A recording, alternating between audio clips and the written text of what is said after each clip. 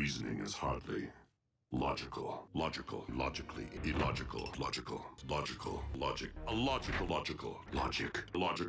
Your argument is logical.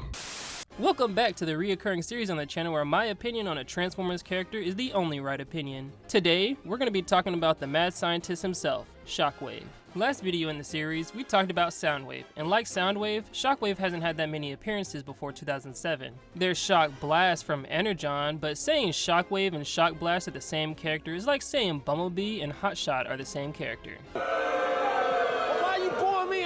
But after 2007, there have been an abundance of Shockwave adaptations. Some adaptations have been spies, some adaptations have been scientists, and some adaptations have been neither. But at its core, Shockwave is an incredibly intelligent, calculating, and sadistic character. He's an emotionless villain who sees companionship as a weakness while also being extremely loyal to Megatron. He's cruel, brutal, and he doesn't feel empathy at all. Sometimes he's more evil than Megatron. I personally think Shockwave is the most evil Cybertronia that I know of. If you know any character in Transformers that's more evil than Shockwave, let me know. In Transformers Animated, he brutally kills Blur, rest in peace Blur, and then proceeds to give his corpse to Cliffjumper so he can throw it away. This man is pure evil. This is supposed to be a kid's show. He views Cybertronian life as nothing more than opportunities to manipulate and advance his research. He doesn't do it for glory, he doesn't do it for power, he doesn't do it for the well-being of Cybertron. He just genuinely enjoys pulling robots apart for learning purposes. Nothing matters more to him than finding success within his twisted experiments. He's conducted experiments like cloning, cybernetic enhancements, lobotomy, Cybertronian viruses, and even the dissection of innocent Cybertronians. And I think he holds the record for the most war crimes in Transformers canon.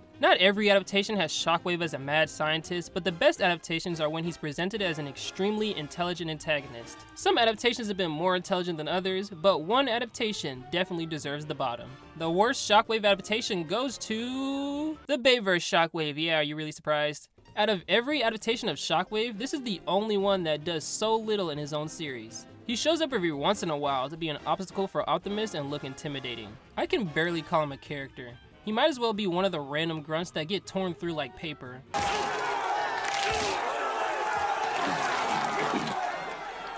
See, that's exactly why I don't dress up for Halloween, right there. He barely has any lines. Half of them you can't even understand. And he only has 2 lines. I really don't know what he said at the end of that sentence. I don't think he knows what he said either. He has so little screen time, it's laughable. And that really sucks because he looks sick. This is one of the best Shockwave designs ever, but the fusion cannon should be on the left hand, not the right. And his Dune Worm is also really cool, and it does feel like something Shockwave would have. It's strong. Below us. It's coming fast.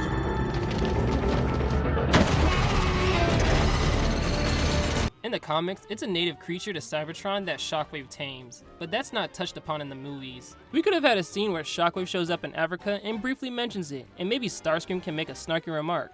Something else that's not touched upon is his intelligence. We don't get a sense of how smart he is or his mad scientist persona because again, he's just in the movie to fight Optimus. I can't even tell if he has any scientific background. Remember in Revenge of the Fallen when random no-name Decepticons were introduced? We know that they're born from eggs, but they never explain how a robot can be born from an egg. Shockwave conducting cloning experiments to give Megatron a larger army is the perfect explanation. Shockwave developing clones can also explain how the Autobots became overmatched and outnumbered like Optimus said in the beginning. This will make Shockwave more of a threat because not only is he big, strong, and durable, he is also the reason why the Autobots lost the war on Cybertron in the first place. The same bot that is responsible for the fall of Cybertron is now here on Earth.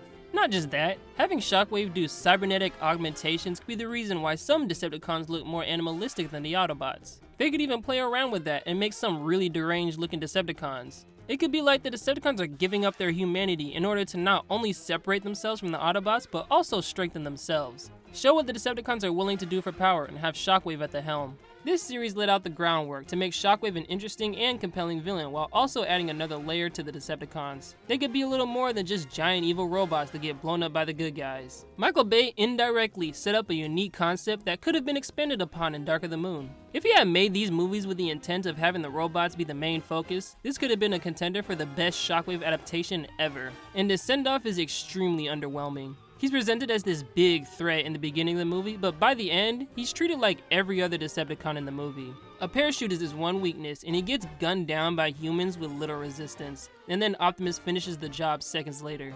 No big showdown, no interesting dialogue, and I can barely call it a fight. Shockwave deserves better than this. Shockwave deserves to play a bigger part in the story, but you know Michael, we gotta save room for the humans. Hey, if you made it this far, go ahead and subscribe. I got a couple more videos that are gonna be coming out soon. One of them is definitely gonna be the 1,000 subscriber special that y'all been waiting a year for. I know. Editing takes a while. It's probably gonna be like the ultimate Transformers review or something like that. It's only gonna be the first movie, so if you wanna see that, go ahead and hit the like button, hit the subscribe button, hit that little bell. You don't have to hit the bell. The subscribe works, and the like. You don't have to do the bell.